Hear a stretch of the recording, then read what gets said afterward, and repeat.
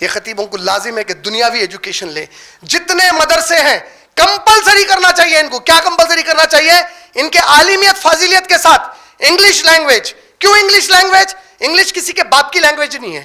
سورہ روم آیت نمبر 22، میری نشانیوں میں سے تمہاری زبانیں جو تم بولتے ہو وہ ہے.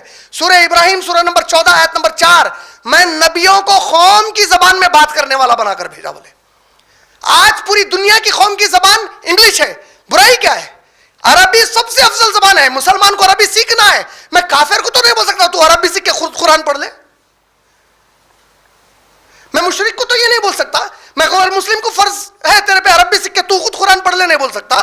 تو ہم کو کیا چاہیے؟ وہ لینگویج سیکھے جو لینگویج آج انگلش سب سے widely spoken language of the world ہے.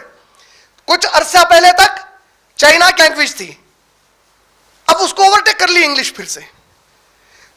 شیخ البانی رحمہ اللہ سے پوچھا گیا کہ نوجوان انگریزی پر توجہ دے رہے ہیں شیخ، انہوں نے یہی آیت سورہ روم کی آیت نمبر 22 پڑھ کر کہا ہر زبان اللہ کی ہے، جس دور میں جس زبان سے اسلام کو فائدہ پہنچے وہ اس دور کی اسلام کی زبان ہے. بولے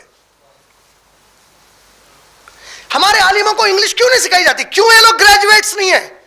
کیوں پوسٹ گریجویٹس نہیں ہیں؟ کیوں سائنٹسٹ نہیں ہیں؟ کیوں MBAs نہیں ہیں یہ لوگ؟